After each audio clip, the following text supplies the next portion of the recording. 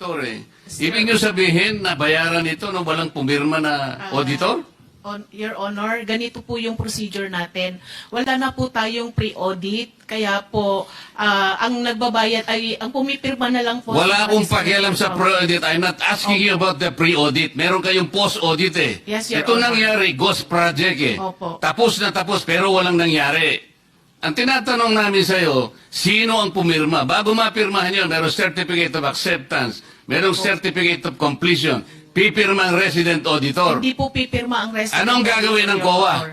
Post-audit nga lang po. Kaya po... Ano nga yung post-audit? In your charter, Opo. magkaintindihan tayo.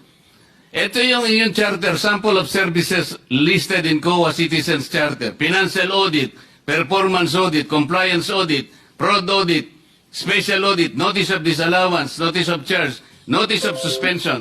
Among these, alin ang akma doon sa performance ng contract? Opo. Nasaan kayo? Papasok po siya sa compliance, sir. Sus Mariose, Opo. wala nga ang compliance eh.